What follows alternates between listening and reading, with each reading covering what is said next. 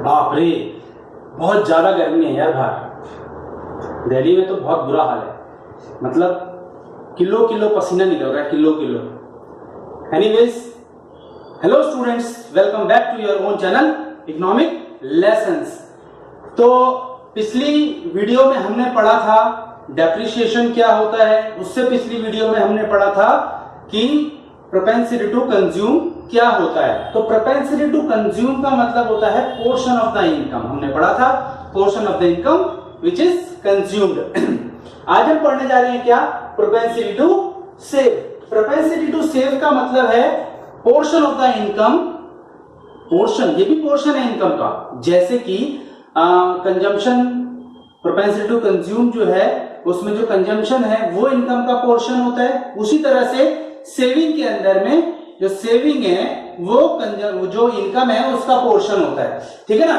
तो propensity to save means it refers to the portion of the income which is not consumed. या तो इसको आप ये कह सकते हैं कि propensity to save refers to the portion of the income which is not consumed, या इसको ऐसे बोल सकते हैं it is a portion of the income which is saved। या तो जिसको सेव किया गया है या जिसको कंज्यूम नहीं किया गया, दोनों में सेम है, दोनों बातें सेम है, ठीक है ना, कोई दोनों में चेंज नहीं है। जैसा कि हमने एमपीएस एपीएस हमने पढ़ा था, उसी तरह से एमपीसी एपीसी, सॉरी क्या हो रहा है मुझे आज, एपीसी और एमपीसी ये हमने पढ़ा था पिछली वीडियो के अंदर में। आज हम इसी के अंदर पढ़ेंगे क्या, एपीएस और एमपीएस। एपीएस और एमपीएस क्या होते हैं, टाइप्स हैं किसके, प्रोपेंसिटी टू सेव के।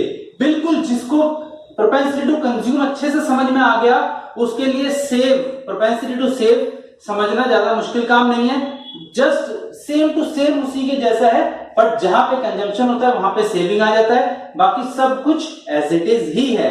तो उन लोगों ने जिन्होंने पिछली वीडियो अच्छे से नहीं देखी है वो अच्छे से देख लें ताकि उनको आगे का पोर्शन क्लियर होता चला जाए आसानी से, ठीक है।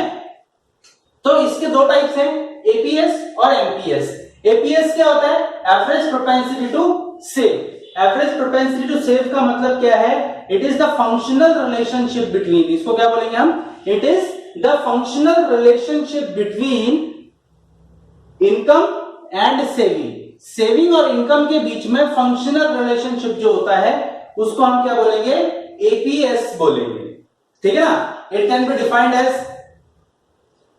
एस अपॉन वाई, मतलब कि कितनी इनकम में से कितना कंज्यूम कर लिया गया। फॉर एग्जाम्पल 10,000 रुपए क्या है, इनकम है और इसमें से 200 रुपए सेव कर लिए गए, तो ये क्या आ गया हमारा एपीएस, मतलब कि ये आ गया हमारा 0.2। तो 0.2 क्या है, portion of the income which is saved, ठीक है ना। तो इसका मतलब ये हुआ कि हर 1 रुपए में से 0.20 पैसा, मतलब कि 20 पैसा क्या हो रहा है, सेव हो रहा है, और 0.80 पैसा कंज्यूम हो रहा है, ठीक है ना। उसी तरह से मार्जिनल प्रोपेंसिटी टू सेव है, ठीक है। मार्जिनल प्रोपेंसिटी टू सेव क्या है, इनकम बढ़ने की वजह से, इनकम बढ़ने की वजह से जो भी सेविंग में चेंज आता है, मान तो ये क्या कहलाता है, इसका जो फंक्शनल रिलेशनशिप है वो कहलाता है एमपीएस। मतलब कि it is the functional relationship between change in saving due to change in national income. National income में चेंज होने की वजह से जो भी सेविंग में चेंजेस आते हैं उसके फंक्शनल रिलेशनशिप को क्या बोलेंगे हम, मार्जिनल प्रोपेंसिटी टू सेव, ठीक है ना। तो इसको डिफाइन करते हैं हम कैसे, ये डिफाइन होगा delta S upon delta Y. Of course delta का मतलब होता है चेंज, ठीक है, क्लियर हो गया।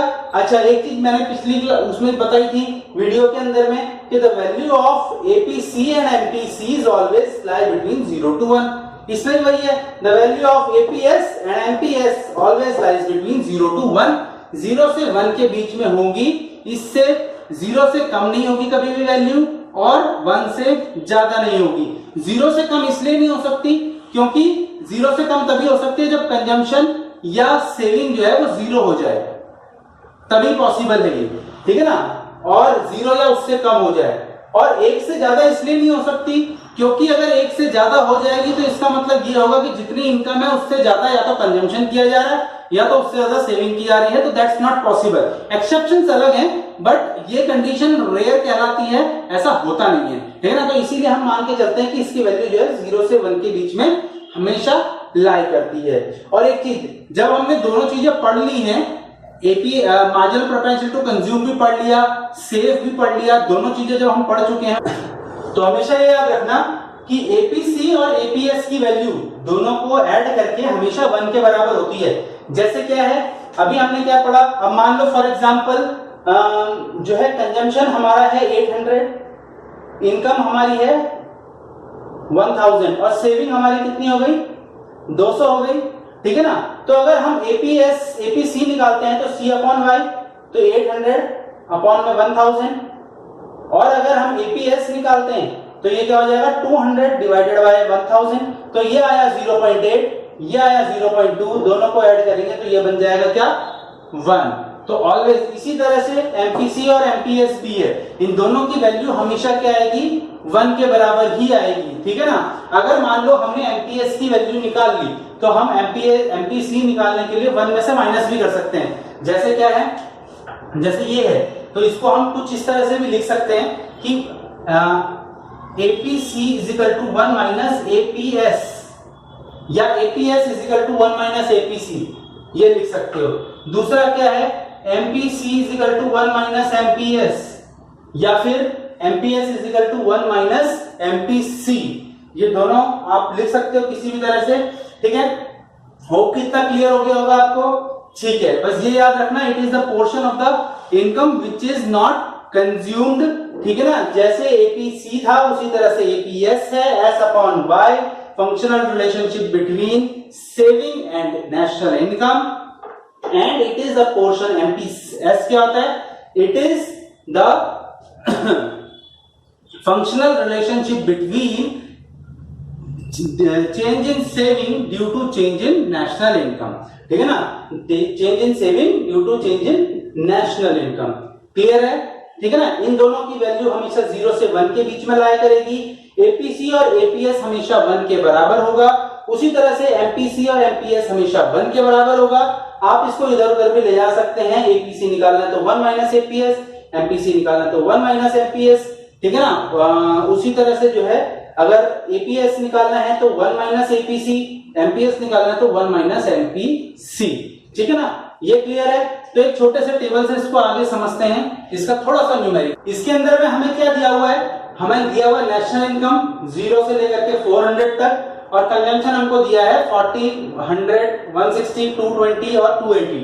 अब हमको बोला है इसके अंदर में कि क्या निकालना है, एपीसी, एपीएस, एमपीसी और एमपीएस, ये सारी चीजें निकालनी है। तो हम कैसे फाइंड आउट करेंगे, तो ये चारों चीजें निकालने के लिए हमको क्या करना पड़ेगा, हमको करना पड़ेगा क्या, सबसे पहले एस निकालना है हमको, क्योंकि एमपीएस निकालना है हमको, तो इसके लिए हमको सबसे पहले क्या चाहिए, एस चाहिए।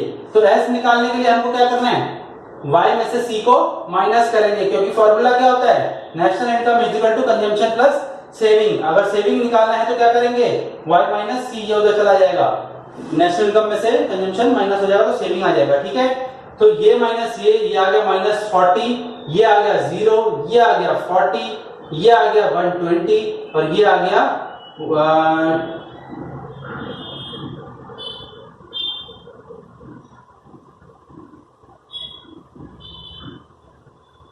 ये 120 नहीं आया, ये आ गया 80, ये आ गया 120, ठीक है। अब हम निकालेंगे क्या, क्योंकि हमको क्या चाहिए, सबसे पहले हम निकालते हैं एपीसी। एपीसी कैसे निकालेंगे, एपीसी निकालने के लिए हमारे पास फॉर्मूला है सी अपॉन में वाई, ठीक है ना। तो सी हमें दिया हुआ ये और वाई दिया हुआ ये, तो 40 अपॉन में 0, तो ये क्या आ जाएगा, डैश आ जाएगा, क्योंकि 0 से डिवाइड करेंगे तो कुछ नहीं। 100 डिवाइडेड बाय 100 1, 160 डिवाइडेड बाय 2 0.8 आ जाएगा, ठीक है ना। 220 डिवाइडेड बाय 300, तो ये आ जाएगा 0.73। 280 डिवाइडेड बाय 400 तो 0.70 आ जाएगा, ठीक है ना। तो ये आ गया क्या हमारा एमपी सी आ गया, एपीसी आ गया। एपीएस कैसे निकालेंगे? एपीएस निकालने के लिए सिंपल मैंने बताया 1 में से माइनस कर दो।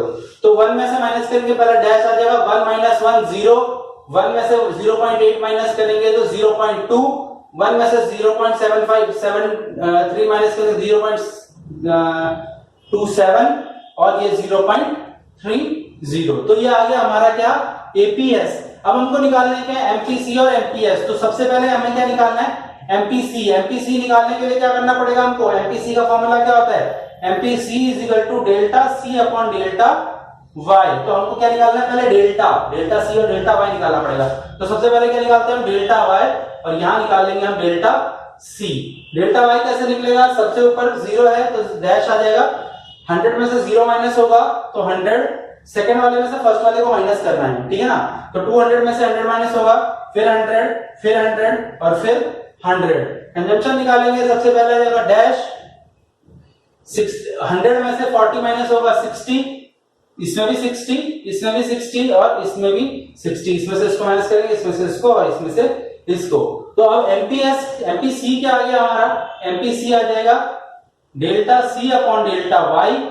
ये क्या आ गया? Delta C upon delta Y, पहला डैश आ गया, 60 अपॉन 100 0.6, 0.6, 0.6, 0.6, ये भी आ गया। उसके बाद में एमपीएस निकालने के लिए क्या करना पड़ेगा हमको?